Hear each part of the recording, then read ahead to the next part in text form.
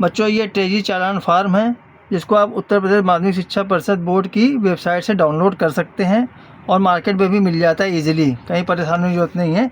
इसमें क्या है, वित्तीय नियम संग्रह खंड संख्या 5 भाग 2 कोषागार प्रपत्र 209(1)। अब इसमें करना भरना कैसे, इसको ही समझिएगा।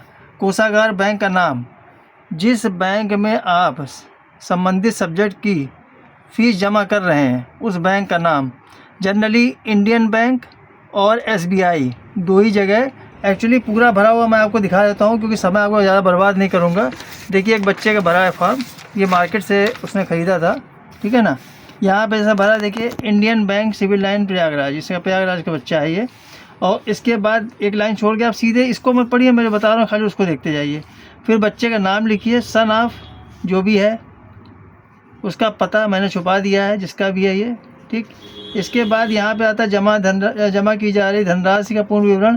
कुछ नहीं करना, सब उल्टा इधर बता रहा है। इसमें लिखिए इंटरमीडिएट परीक्षा, जैसे आपका इंटरमीडिएट नंबर कम आया तो इंटरमीडिएट लिखिए, नहीं तो आप जो है हाई स्कूल परीक्षा लिखिए।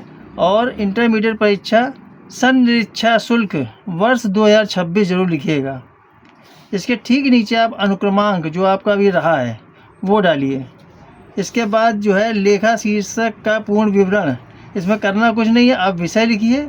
यहाँ पे जिस विषय में, जैसे आपका इसका इंग्लिश, मैथमेटिक्स और हिंदी, 3 विषय में इसको अपने नंबर कम लगे हैं तो इसने 3 सब्जेक्ट यहाँ लिख दिया है। इसके बाद क्या करना है, यहाँ पे आ जाइए। नंबर 1 हाई स्कूल संस्थागत परीक्षा एवं प्राप्तांक सूची, सब कुछ नहीं करना आपको, तो कराना है खाली संनिरीक्षा, यानी कि स्क्रूटनी बोलते हैं इसको इंग्लिश में। तो 8 नंबर पे आ जाइए। तो ये 8 नंबर है इंटरमीडिएट परीक्षा संनिरीक्षा शुल्क। अब 3 सब्जेक्ट का हो गया 500 रुपये प्रति सब्जेक्ट के हिसाब से 1500 रुपये, तो यहाँ 1500 लिख देना है। इसके बाद इसको शब्दों में लिख देना है 1500 रुपये मात्र।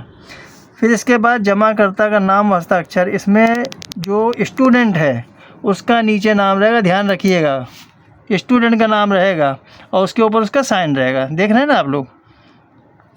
इसके बाद क्या करना है, इसके बाद करना, ये केवल कोषागार बैंक के उपयोगार्थ है, इसमें कुछ नहीं करना है। इस तरह से आपने भर लिया। इसके बाद इसके पीछे एक आपने देखा होगा इस तरह का फॉर्म मिलेगा आपको, ये इसमें जैसे आपने 1500 जमा किया, इसमें गुणे, जैसे 500 के 2 नोट हैं तो 500 गुणे 2, 100 के 5 है, इसमें 5 कर दीजिए तो टोटल हो जाएगा कितना, 1000 और 500। या 500 का ही आप जमा कर रहे हैं तो गुणे 3 कर दीजिए, 500 यानी कि 1500 हो गया आपका। 500 गुणे 3 यानी कि 1500, और यहाँ पे योग में आप सीधे 1500 लिख दीजिए, समझ रहे ना। और कुछ नहीं करना है। इसके बाद क्या करना है, अब इसके बाद की मुख्य कहानी है जो कोई नहीं बताएगा आपको। इसमें आपका मोहर लगेगा, किसका, या तो आप माध्यमिक शिक्षा परिषद जा कर के वहाँ पे मोहर लगवाएं। ज़्यादातर लोग इसी बात को बोल रहे हैं, लेकिन मैं एक बात बोलता हूँ, आपने जिस स्कूल से परीक्षा फॉर्म भरा था, यानी कि परीक्षा आपने दी है, वहाँ के प्रधानाचार्य की मोहर और साइन लगवा लीजिए, उतना पर्याप्त है, कहीं भटकने की ज़रूरत नहीं है आपको। और इसको ले जा कर के उस बैंक में जहाँ जो ट्रेजरी अलॉटेड बैंक हैं, और जनरली वो इंडियन बैंक और आपका SBI दो ही मिलेगा, वो पता कर लीजिएगा कि ट्रेजरी अलॉटेड बैंक कौन सा है। वहाँ जा कर के इसको जमा कर दीजिए। जमा करने के बाद वो क्या करेगा, इस तरह की मुहर जो है मार करके देगा आपको। जैसे इंडियन बैंक भी जगह जमा हुआ है, इंडियन बैंक सिविल लाइन शाखा में, राजकीय भी जमा, ठीक है ना। ये मुहर मार के दे देगा, इसमें डेट भी पड़ी हुई है और 1500 रुपये लिख देगा। और यहाँ पे क्रम संख्या जो है, यहाँ पे आपका जो क्रम संख्या वो देगा, इसको ही बोलते हैं ट्रेजरी चालान नंबर। मेन चीज़ आपकी ये है ट्रेजरी चालान नंबर। जब आपको ट्रेजरी चालान बच्चों मिल जाएगा, नंबर आपको मिल जाएगा, तो फिर आप उत्तर प्रदेश माध्यमिक शिक्षा परिषद की वेबसाइट पे जा कर के स्क्रूटनी फॉर्म को भरिएगा। और भरने के बाद जब सबमिट करेंगे, सबमिट करने के बाद आप उसका एक प्रिंट आउट निकालिएगा। प्रिंट आउट को इस वाली ट्रेजरी चालान की रसीद है, ये 3 कापियाँ मिलेंगी आपको, ये ध्यान रखिएगा। इसका एक कापी से काम नहीं चलने वाला, 3 कापियाँ, इसकी 3 प्रति बनेंगी बच्चों, ये ध्यान रखना। इस तरह की 3 प्रति रहेंगी, 1 प्रति मत भरना। तो 2 प्रति तो आपका ट्रेजरी चालान बैंक ले लेगा और 1 प्रति आपको रिसीविंग के तौर पर दे देगा। ये बात ज़रूर ध्यान रखिएगा, 3 प्रति रहेगी इसकी।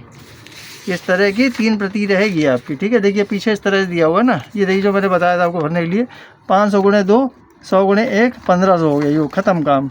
इस तरह की 3 प्रति रहेगी, 2 प्रति बैंक खुद रखेगा, 1 प्रति आपको मोहर मार के रिसीव करके दे देगा ट्रेजरी चालान नंबर के साथ में।